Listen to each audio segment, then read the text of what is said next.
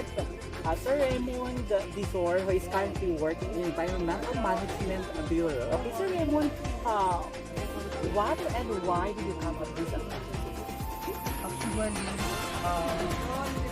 the reason bakit ko nakama po yung activity na kasi nakita ko po na limited na po yung sources natin ng alimango, limited na po yung isda na nahuhuli natin sa bayan natin. So, parang nakikita ko namin na unti-unting nawawala yung tinitirahan ng mga isda, ng mga alimango. Kasi yung mangrove kasi, kung nalalaman lang natin, sila yung tinitirahan talaga. Pag mag-iis pa sila, doon sila nakatira. So, bali, pag lumaki na po yung isda, saka na sila papalaot sa malayo para lumaki na.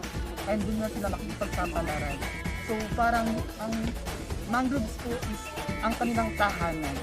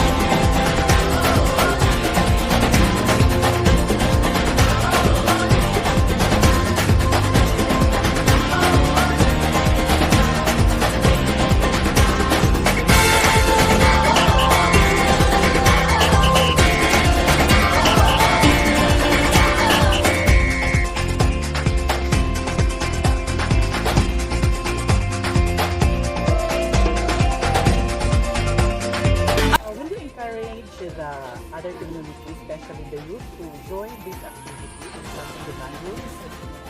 Yes, please join us in promotion not to harm mangroves and to please protect them from other people. So, simply, tayong mga kabataan, tayo yung next nagagamit ng environment natin, tayo yung makikinabang nito. So, ngayon pa lang, malaman na natin ang importance ng ating environment and ng mga mangroves at the same time. Okay, so specifically, anong masasabi mo sa mga taong nangunguha ng mga mangroves para gawing mga panggatong dito sa ating isla? And yung masasabi ko po sa mga nagkukuha ng mga mangroves, please po, ang mangroves po ay hindi ginawa ng ating environment o nalikha sa ating environment para maging panggatong. Sila po ay nilikha para po sa ating ecosystem na makita po yung importance niya na siya yung tumutulong sa atin na maprotektahan sa mga dilubyong dumadating, sa mga storm surge, sa mga tsunami, kung meron man po. Sila yung unang-una nagbibigay sa atin ng protection. So, mas maigi po na huwag po sana nilang putulin sa kadahilanan lang din po na may batas po tayo doon na nag-regulate po ng pagtutol ng mga mangroves. And para rin po sa inyong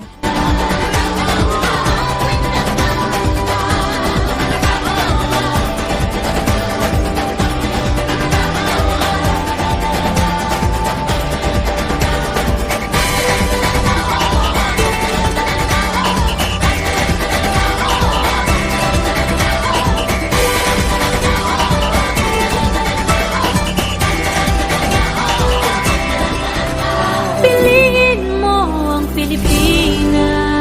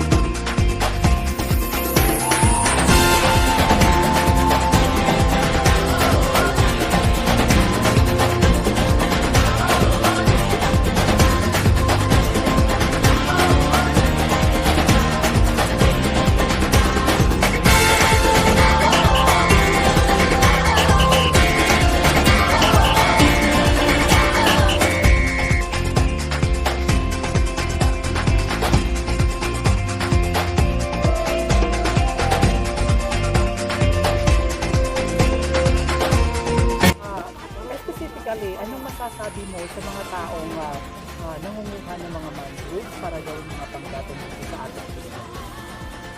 yung masasabi ko po sa mga nagkukuha ng mga mangroves, please po, ang mangroves po ay hindi ginawa ng ating environment o nalikha sa ating environment para maging panggatong. Sila po ay nilikha para po sa ating ecosystem na makita po yung importance niya na siya yung tumutulong sa atin na maprotektahan sa mga dilubyong dumadating, sa mga storm surge, sa mga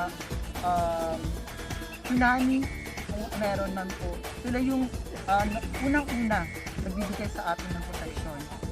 So, mas maigi po na huwag po sana nilang putulin sa kadahilanan lang din po na may batas po tayo doon na nag-regulate po ng pagtutol ng mga mangroves. And para rin po sa inyong kapakanan, para din po sa mga kanilang Bigat na lahat to. Ano pa ito ako na pakanan? Naman ko tayo na lang, ma'am. Ang kita mapakanan na sa ma'am. Sila. Papakanan and... Asin lahat to? Bigat na lang. Oh, sige, continue lang. Okay, so there you have it, guys. Thank you very much, Sir, for your time. And, that is really one of a kind experience in doing this activity.